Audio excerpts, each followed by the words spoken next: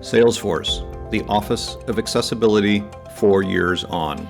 Speakers: Christian Birch, Director of Accessibility Programs and Compliance, Salesforce.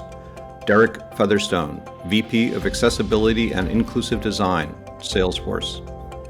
Paige Gulacy, Accessibility Support Engineering Manager, Salesforce. Moderator: Larry Goldberg, Accessibility Sensei and Technology Consultant. Well, thank you so much, Alice. It's great to be here again at Site Tech Global with a group of really good friends, old and new, from Salesforce. We're going to hear some really interesting history of Salesforce. You hear a lot about companies and their maturity model as they develop their accessibility functionality and processes. I think we're all really welcoming Salesforce's rapid maturity model. From 0 to 60, went from infant to near adult pretty quickly. So we have here today Christian Birch, Derek Featherstone, and Paige Gulacy. Paige, I get that name right? Gulacy, you're close. Gulacy, all right, and we'll keep that. I'm going to ask each of you to introduce yourselves, your role, your title, and how long you've been at Salesforce. And then we're going to get right into hearing how Salesforce developed its Office of Accessibility and how you help your customers. So let's start right off with Christian. Thank you, Larry. My name is Christian Birch. I am Director of Accessibility Programs. I am part of our Office of Accessibility. I've been at Salesforce almost 11 years, and the last 4 years I've been honored to be a part of the Office of Accessibility. The prior 7 years, I was a senior leader in our support organization, working with Paige very closely. Excellent. And Derek. Hey, I'm Derek Featherstone. I'm the VP of Product Accessibility and Inclusive Design here at Salesforce. Been here for just shy of 2 years, joined in January of 2022.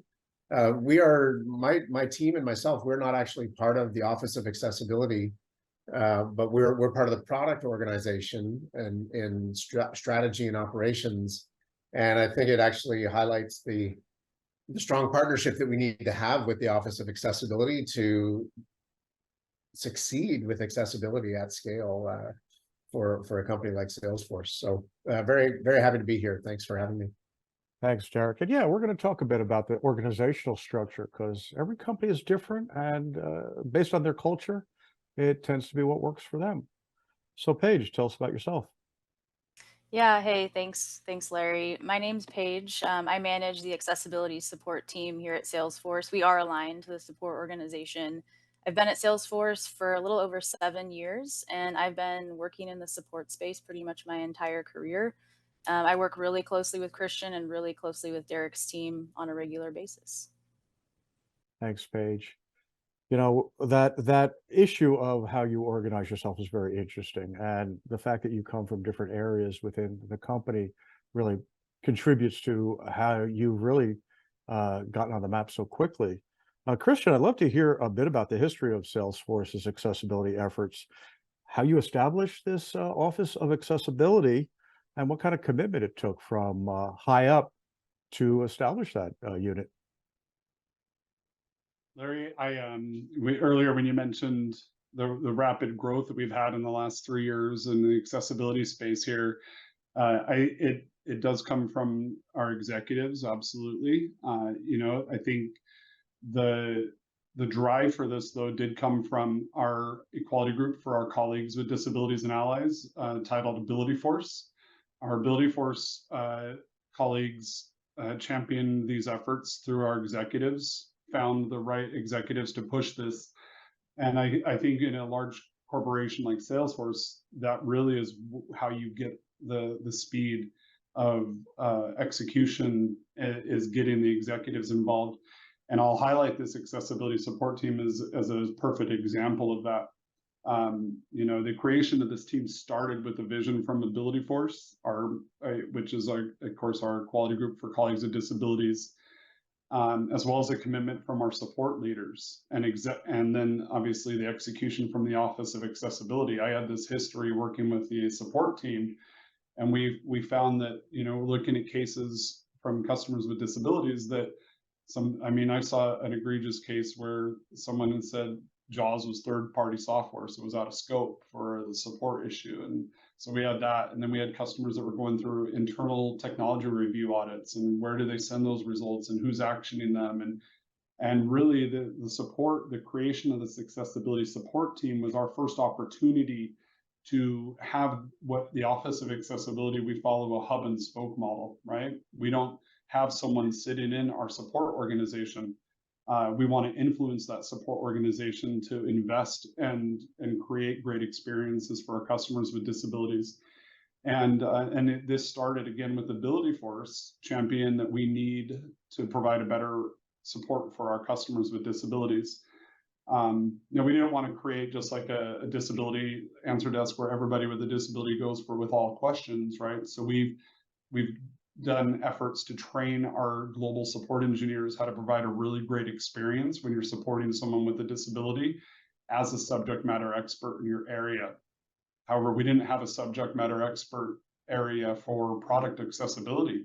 So when our customers would report those cases, it was, dependent on what support engineer they received and their level of experience with digital accessibility. So now we have this dedicated team. And I would just like to read a quote that Jim Roth, who is now our president of Global Success, 3 years ago when we created this team, he was the executive vice president of our support organization.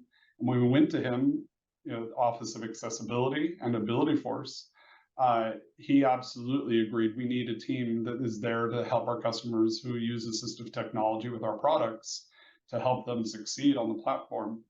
And I really enjoy this quote. He says, "We have an important duty to ensure every single Salesforce customer and partner gets the support they need from Salesforce.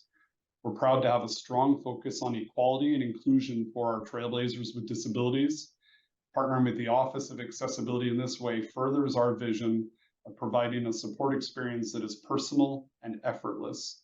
We're committed to continued disability inclusion and look forward to growing this team to help our customers." That was 3 years ago, that quote, and it still is true to this day. I think when we get some of the questions for Paige, she'll talk about that growth. And so to go back to your original point, Larry, the champion of this work from people with disabilities that work at Salesforce to go to our executives and have that support from our executives to create this world-class enterprise accessibility support team has just been phenomenal, and I'm honored to have been privileged to have been a part of that.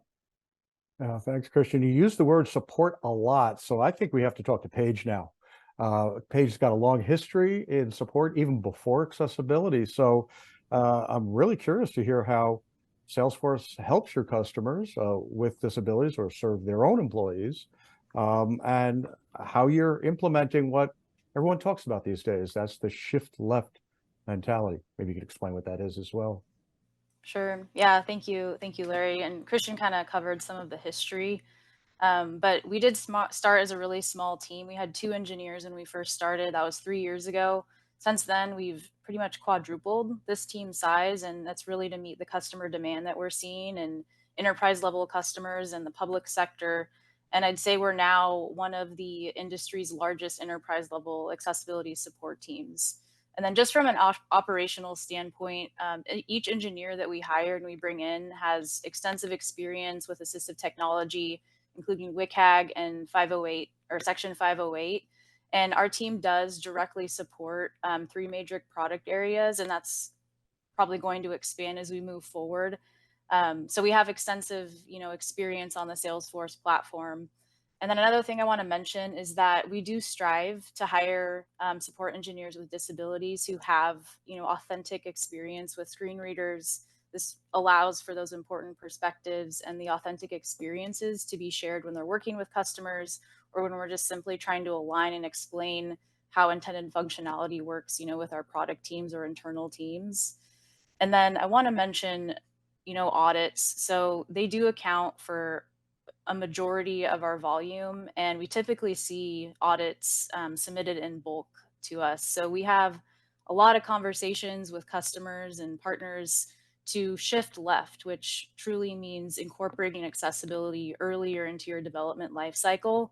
We often see customers, wait until the end of their implementation to test for accessibility. So we end up with, a big checklist of items and issues to validate, and it results in technical debt and delayed go lives. So those conversations my team is having and the advocacy in that space is really where I'd say we have a lot of the influence around the shifting left mentality. Also, a couple of things I want to touch on too is we want to encourage customers to manually test, right? So don't rely on automated testing alone.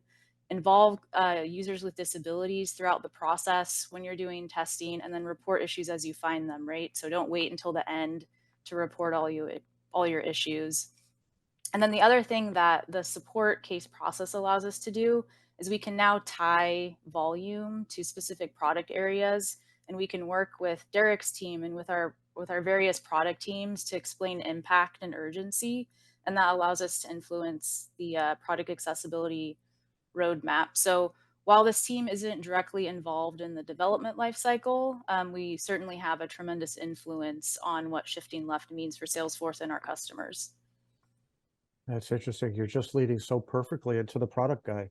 So, Derek, and you said you've been with Salesforce for a couple of years, but you got a bit of a history in the field of accessibility. So I'd like to give you a chance to talk about where you came from and what you brought to Salesforce, and then talk about customer insights that you've seen there and the customer demand that Paige talked about.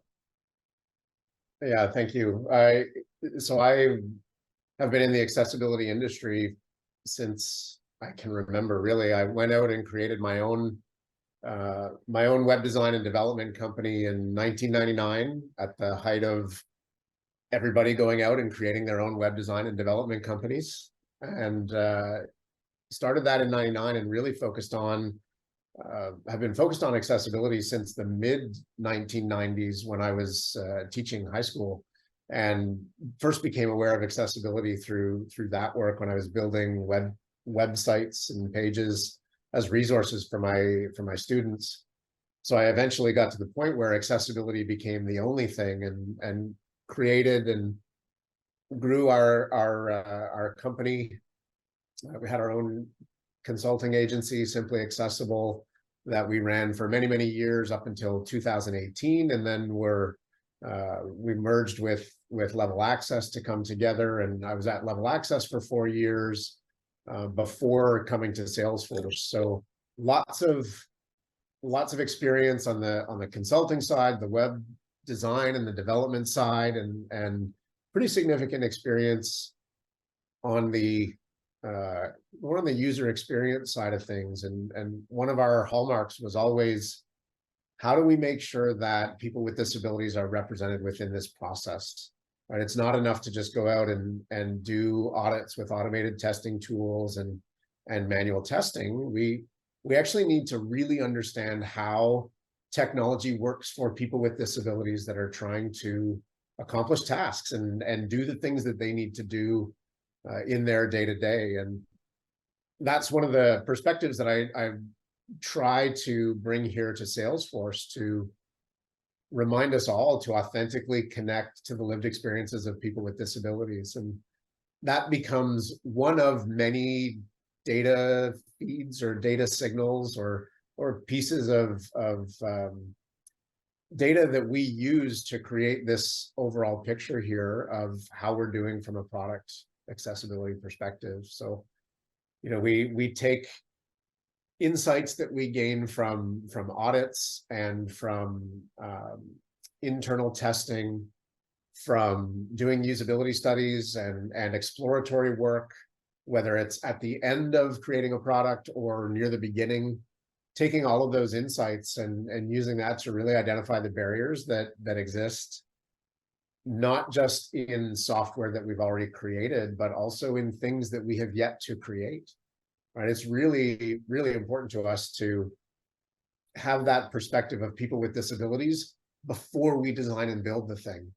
So we take all of that data and the data that we get from customers via Paige's team, those support cases that come in, the things that we get from external audits or internal testing, and those inclusive design sessions in whatever form they take, that all gives us a really great picture of how we're doing and how we need to prioritize. I think that's kind of the bottom line. The influence that that has on us is that it helps us to prioritize. It lets us see where are customers seeing issues, where are we seeing issues, where are people with disabilities experiencing barriers in our software or in the ways in which we are thinking about creating new things. And so prioritizing and seeing where our efforts have been successful or maybe less than successful are important.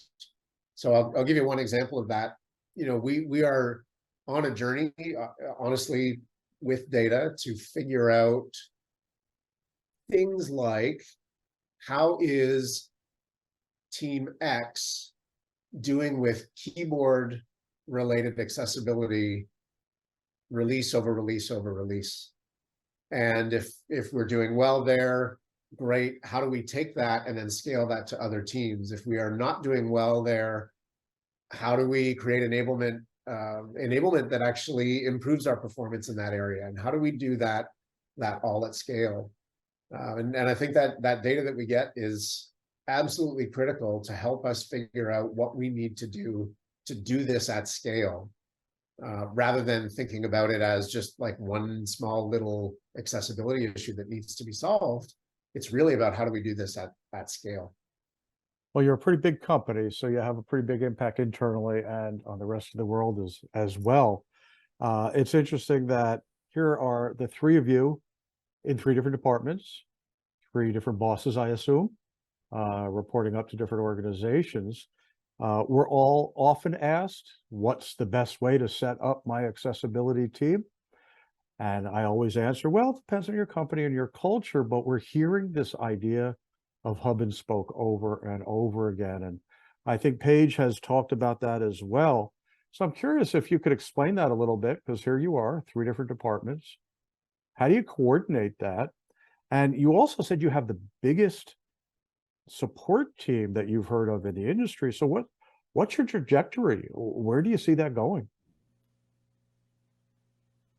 Yeah, thanks, Larry. So it's really important that support doesn't operate in a silo, right? So we have established really strong partnerships with Christian and the Office of Accessibility, who helps drive conversations with customers proactively to talk about their implementation, to talk about best practices. And then when we get to the support process, our team is able to, work with the customer and provide feedback and create um, create investigations and drive those conversations with product teams, which then lands with Derek. So keeping a really close relationship and having consistent conversations is really, really important for all of our success. And just in terms of growth, so we've seen an explosion of growth in our enterprise level and public sector customers, which is awesome because they're placing great emphasis on accessibility best practices and conformance.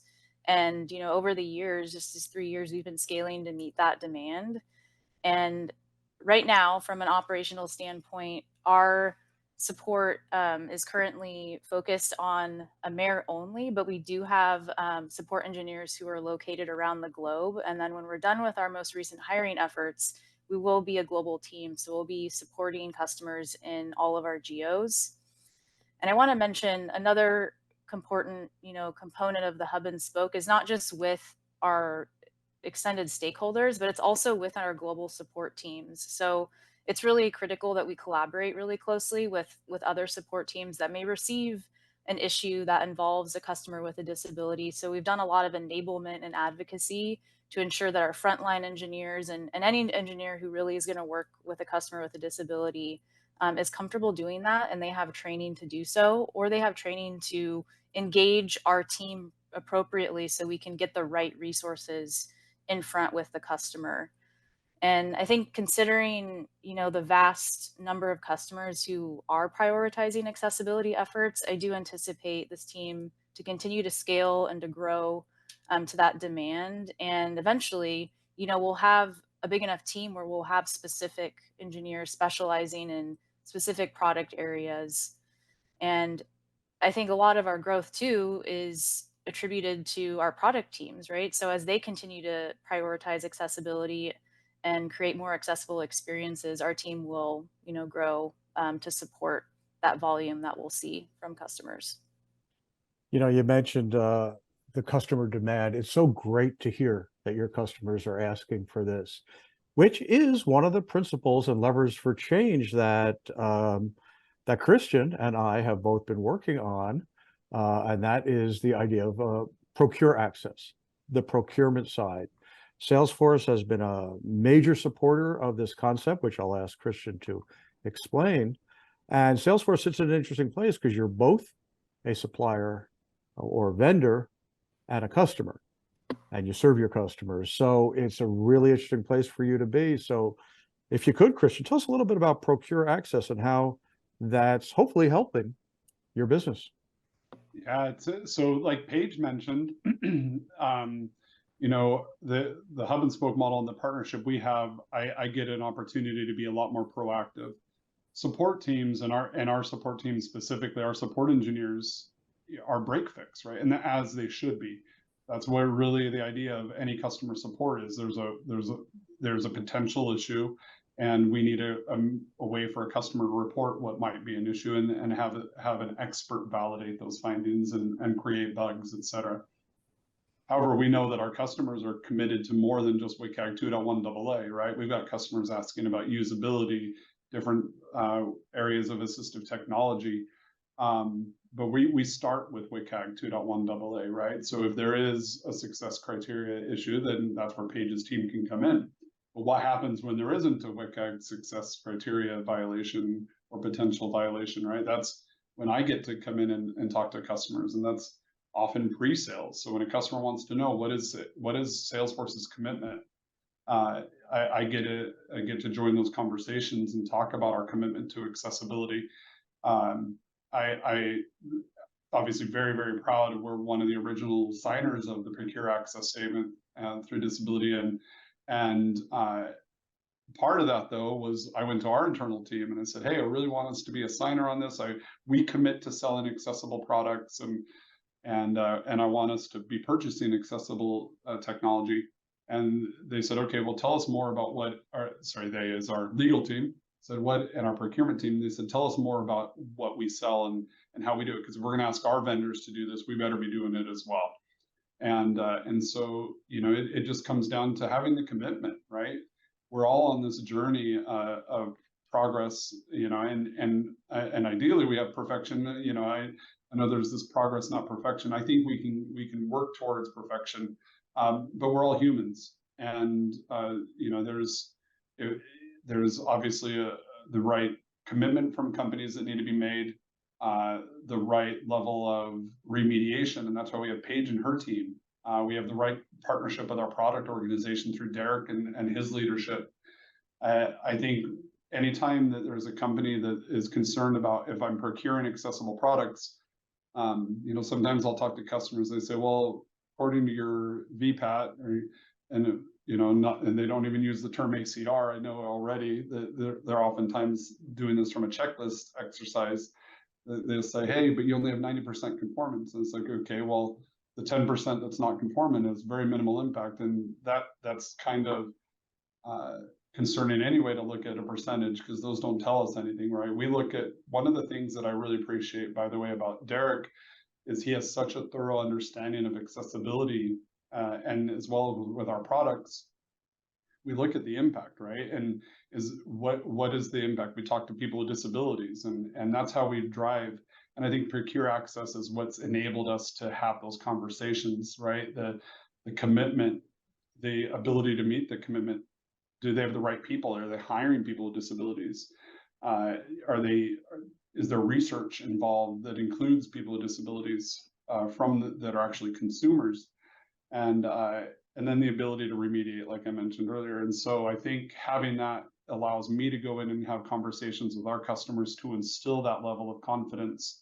And at the same time, gives me the opportunity as the Office of Accessibility is clearly involved in accessible procurement. I get to go have those exact same conversations with our vendors. We have a responsibility as one of the largest technology companies in the world to help all these startups that are trying to pitch technology to Salesforce.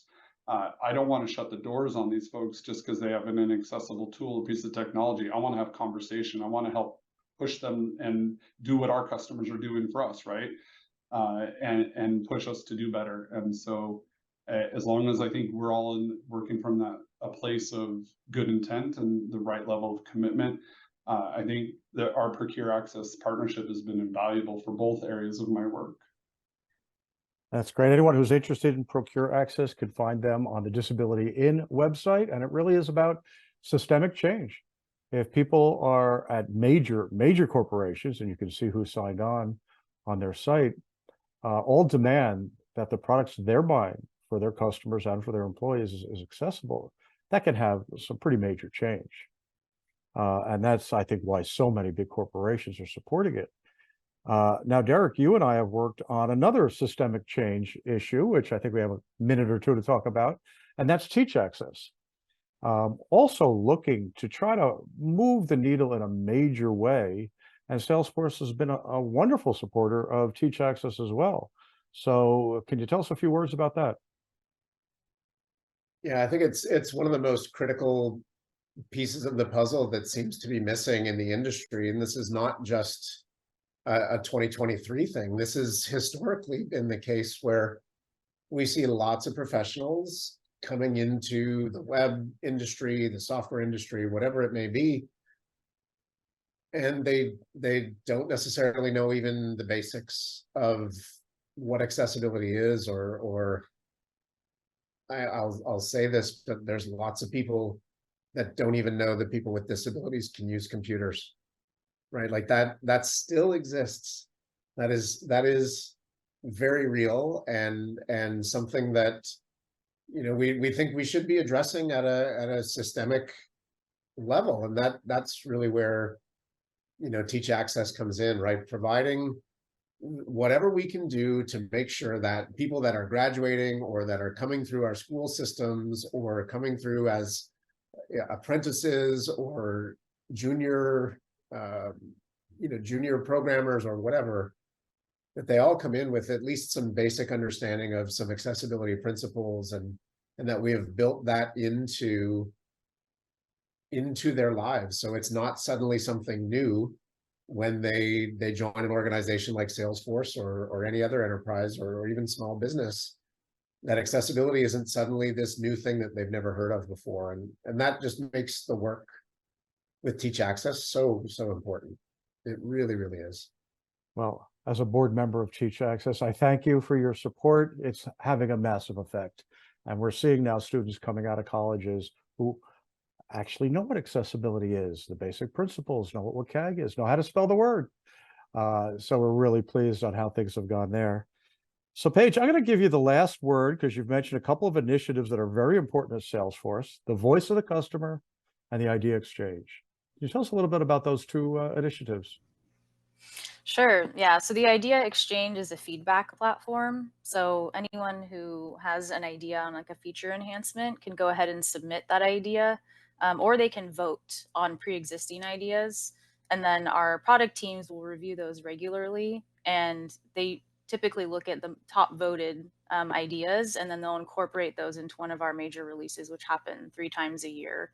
So our support team, I'd say typically we'll receive a case and it'll originally be about a feature request, or it might turn into a feature request conversation. And so our support teams can work really closely with our account teams. And that's where like kind of the voice of the customer, the internal prioritization comes into play, that works in tandem with the idea exchange that the customers are submitting, on that platform. So we advocate for our customers really strongly internally, and the support team has a really powerful say in those things that we're seeing, especially the trends, the repeat asks that we're seeing from customers. So my team's done a fantastic job, driving visibility across those issues. The democracy comes to the engineering team and throughout Salesforce to actually decide what are the hot issues that need to be tackled. That's great to hear. And there's nothing like empowering a designer or an engineer with what they see as the needs on accessibility. Very effective. So we're running out of time now. I want to thank all of you from Salesforce. I want to thank Salesforce for being a thought leader in this field and supporting all these major important initiatives. So thank you to Paige and to Christian and to Derek. And we will see you hopefully face to face again sometime soon.